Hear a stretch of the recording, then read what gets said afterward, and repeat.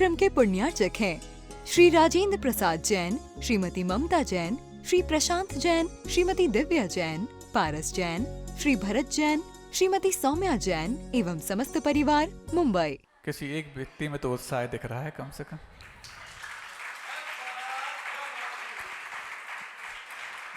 कम से कम उनकी यदि वाणी में कुछ है तो प्राणी के मुख पर भी कुछ हो सकता है, जिसका नाम मुस्कान होता है। ठीक है, वो अलग से बैठते हैं, अपना अलग से काम करते हैं, लेकिन आप भी अपना अलग पहचान बना सकते हैं। ज़्यादा कुछ नहीं करना पड़ता। विज्ञान कहता है कि जो चेहरे की मांसपेशियां रहती हैं वो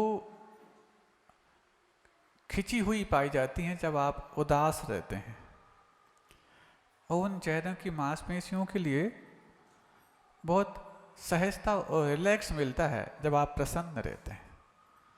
कम से कम दूसरों को रिलैक्स कराने के लिए खुद को रिलैक्स करने का मौका मिल रहा है तो चेहरे पर प्रसन्नता अवश्य आ जानी चाहिए।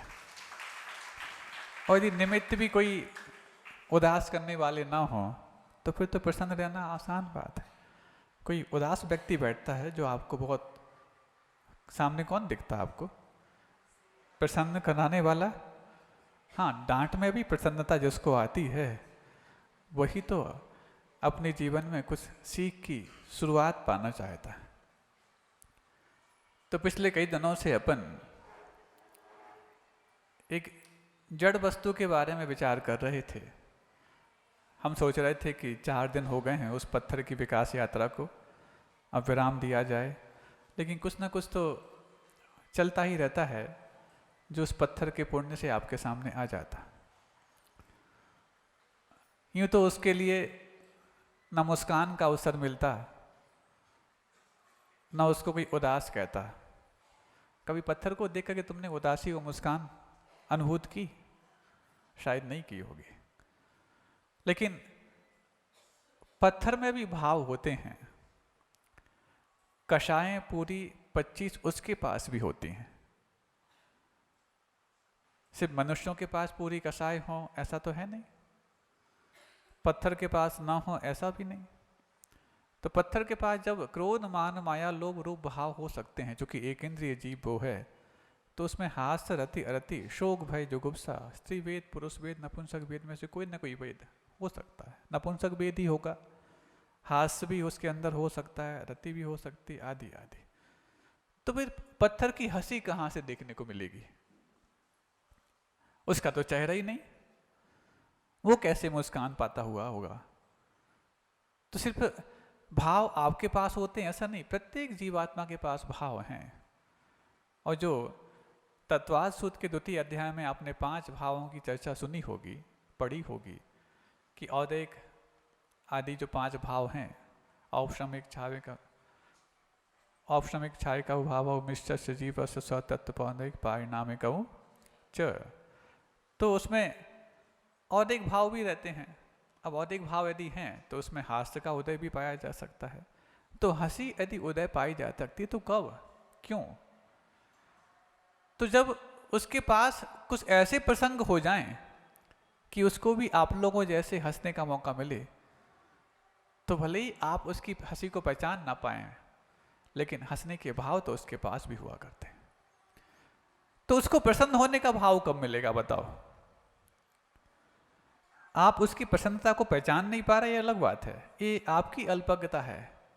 लेकिन उसके पास तो प्रसन्न होने का भाव है, क्योंकि कषाय रूप में उसके पास ये परिणाम मौजूद है। आप लोग सुन रहे? बोले महाराज हम तो सोच रहे थे पत्थर की यात्रा हम पत्थर दिलों के लिए 1 दिन में समझ में आ जाएगी, लेकिन 4 दिन उस पत्थर की यात्रा को हो गए। और हम भी कल तक सोचे थे कि अब तो इसको विषय पूर्ण हो गया, नया विषय लाएंगे, लेकिन पता नहीं यहाँ बैठते ही कुछ ना कुछ फिर आ जाता है। तो उसके अंदर भी प्रसन्न भाव होंगे, और यदि होंगे तो कब होंगे? आपके अंदर प्रसन्न भाव कब आते? पहले आप अपने आप से सोचो। चेहरे पर मुस्कान, प्रसन्नता कब आती? एक तो कुटिल प्रसन्नता भी होती है, जिसको कुटिल मुस्कान बोलते हैं। हाँ, ये भी मुस्कान है। और दूसरा, आहा, एक ऐसा भी भाव होता है। तो कब होते हैं बताओ? जबकि आपके इर्द गिर्द कुछ अच्छा यदि घटित हो रहा होता है जो आपके अनुकूल हो, तो आपको भी प्रसन्न भाव रखना सहज हो जाता है। और कुछ ऐसा जो अनुकूल और प्रतिकूल तो नहीं, लेकिन आपके लिए ईर्ष्या का पात्र बनना है, आपके लिए मान को जर्क लगा रहा है, तो उस समय आपके मुस्कान तो आएगी, लेकिन एक कुटिल रूप में आएगी। हो देखा है सब कुछ, सब देख लिया, बड़े बड़े काम करते। गुस्सा तो नहीं आ रहा, लेकिन गुस्से का भाव किसी दूसरे भाव में आ रहा, क्योंकि मान को धक्का तो लगा है, लेकिन मान को धक्का यदि हम गुस्से के रूप में करेंगे तो फिर हमें भी अभी अपमानित होना पड़ेगा। तो मैं अपने को अपमानित तो ना करूं, लेकिन दूसरे का मान मुझसे सहन नहीं हो रहा है, तो उस समय कुटिल मुस्कान आपका साथ देती है। सुन रहे हैं आप लोग? कभी भी किसी भी, चाहे बिजनेस कर रहे हो आप, चाहे किसी प्रोफेशन में हो, चाहे गृहस्थी में हो, चाहे पढ़ाई लिखाई कर रहे हो, कहीं पर भी जब दूसरे का मान आपको सहन नहीं होता और सहन ना करने के कारण मैं उस पर अपनी खींच निकालूं, गुस्सा करूं या किसी प्रकार से भड़ास निकालूं, जिसको भड़ास शब्द आपके लिए अनुकूल लगता है, तो हो सकता है मुझे वापस से अपमानित होने का मौका मिल जाए। तो एक तरफ तो मैं उसका मान सहन नहीं कर पा रहा, दूसरा अपना अपमान भी सहन नहीं करूंगा, तो फिर एक दूसरा रास्ता निकालता है जिसको हम मुस्कान के रूप में तो लाते हैं, लेकिन कुटिलता के साथ जोड़ करके लाते हैं। ऐसे कुटिल मुस्कान के मौके दिन भर में कई बार आते हैं। आता कि नहीं आता? मान ना चाहूं पे अपमान सहा ना जाता। कई लोग बोलते हैं हमें मान सम्मान कुछ नहीं चाहिए, लेकिन बस अपमान नहीं होना चाहिए, इतना ही पर्याप्त है। अपमान नहीं होना चाहिए, क्या ये मान का पर्यायवाची नहीं है? तो क्या महाराज भगवान बन गए हम क्या, कि किसी का भी अपमान सहन करते जाएं? अभी हम इंसान हैं, कि भगवान तो नहीं बन गए कि हम अपमान सहन। ठीक है, कोई हमें मान ना दे, हमारा सम्मान ना करे, लेकिन कम से कम अपमान तो ना करे। अपमान हो जाने में और सम्मान नहीं होने में क्या अंतर है? और दूसरा, सम्मान हो जाने में और सम्मान नहीं होने में क्या अंतर है? इसके रहस्य को यदि आप समझ जाएंगे तो आप पहचान जाएंगे कि अपमान नहीं होने का भाव भी एक मेरा मान है। तो महाराज इतना तो मान हम स्वाभिमान के रूप में रखेंगे। हाँ, अपमान ना हो जाए इस दृष्टि से तुम स्वाभिमान रख रहे हो, तो ये भी स्वाभिमान अभिमान की कोटि में आएगा।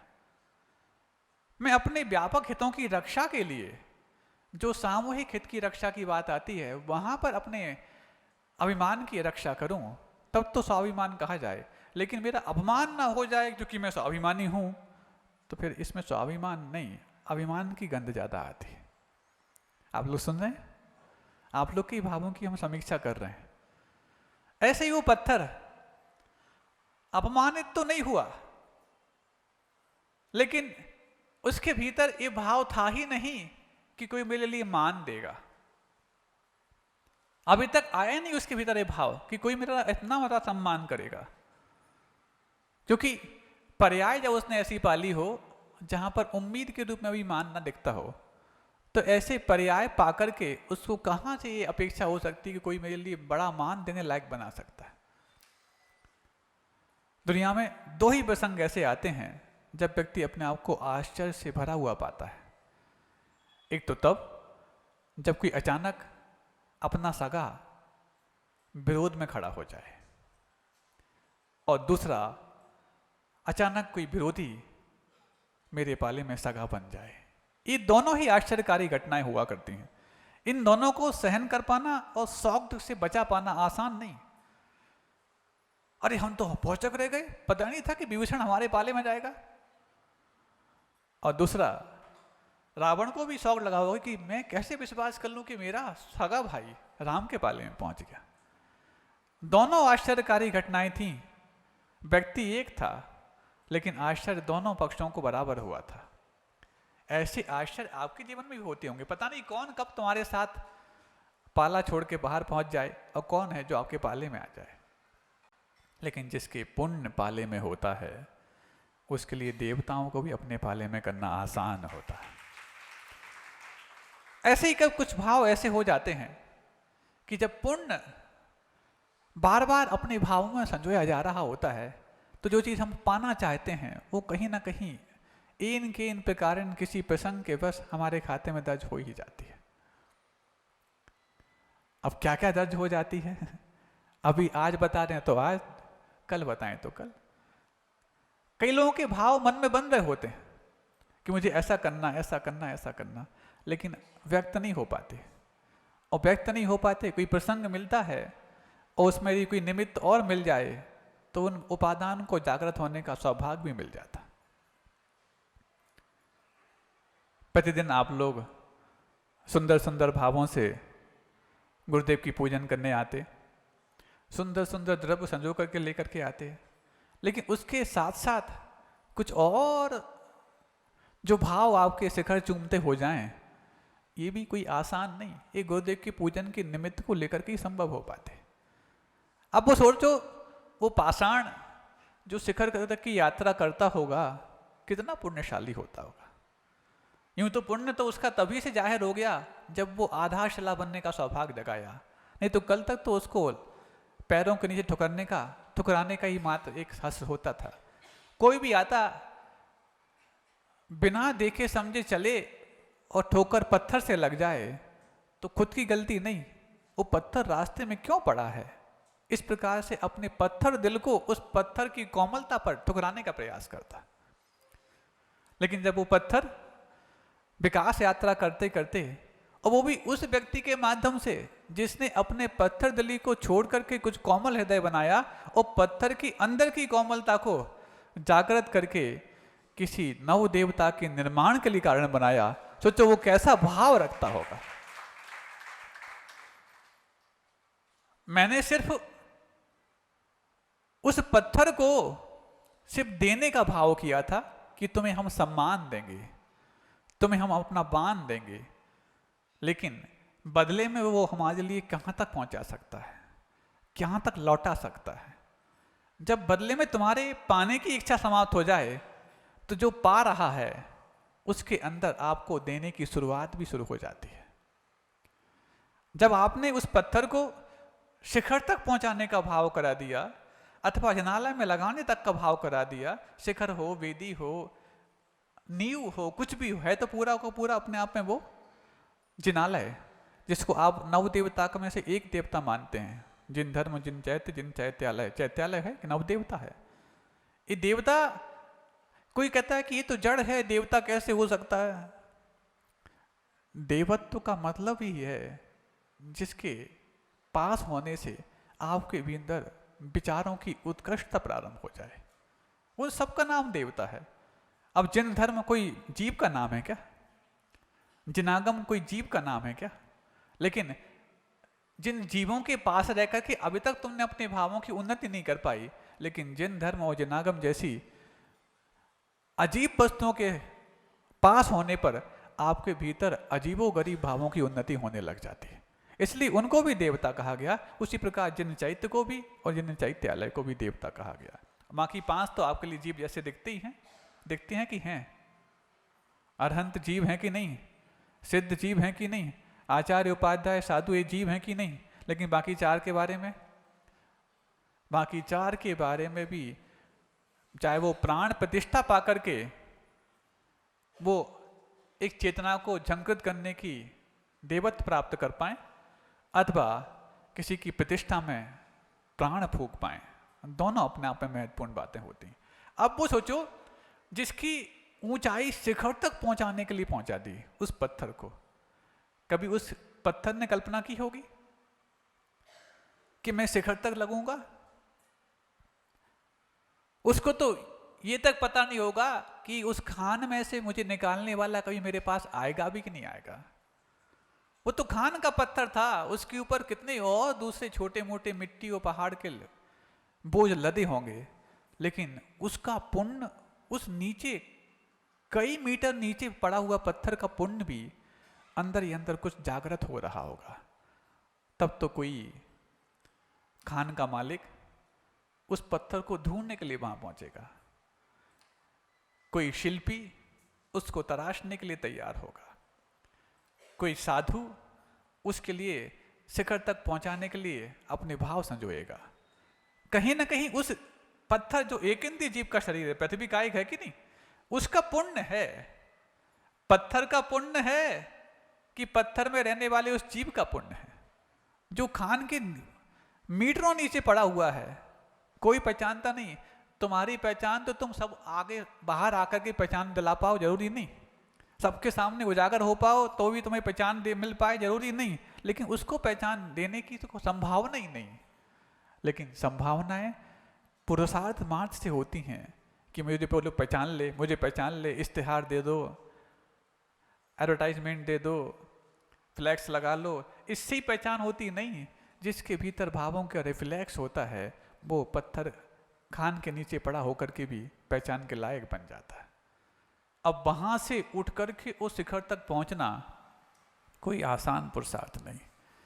पंचेंद्रियों के लिए भी जिसको कोई पहचानता ना हो, उसको शून्य से शिखर तक पहुंचना तो फिर भी आसान है, लेकिन जो शून्य नहीं, माइनस में था, उसको शिखर तक पहुंचाना, वो भी जिसके पास हाथ पैर नहीं हो, बुद्धि विवेक बहुत ज्यादा ना हो, उसको पहुंच पाना आसान है क्या? नहीं आसान है। ये आसानी तो सिर्फ मात्र उस पुरुषार्थ के माध्यम से होती है जो भावों में चला रहता है। चित्तेन जनितम पापम चित्तेन परिशुद्धति, जलेन जनितम पंकम जलेन परिशुद्धति। कीचड़ जल में ही पैदा होता ना कि सूखे में पैदा होता? बताओ, कीचड़ पानी में पैदा होता कि सूखे में? हाँ, और धुलता कैसे? सूखे से कि पानी से? पानी से ही पैदा हुआ, पानी से ही धुलेगा। पाप भी भावों में ही पैदा हुआ, भावों से ही धुलेगा। भावों से ऐसा कुछ पाप कर डाला होगा उसने पूर्व पर्याय में कि उसको पर्याय मिली पत्थर की। बड़ी पर्याय पाकर के भी कुछ ऐसे भाव कर लिए होंगे कि पुरुषार्थ को जड़ बना लिया होगा, तो पर्याय भी जड़ मिल गई पत्थर जैसी। लेकिन जड़ पर्याय को पाकर के भी पुरुषार्थ को सक्रिय बना लिया होगा, तब तो उसी पर्याय में मिल गई उसके लिए शिखर तक चढ़ने की। इस कार्यक्रम के पुण्यार्चक थे श्री राजेंद्र प्रसाद जैन, श्रीमती ममता जैन, श्री प्रशांत जैन, श्रीमती दिव्या जैन, पारस जैन, श्री भरत जैन, श्रीमती सौम्या जैन एवं समस्त परिवार, मुंबई।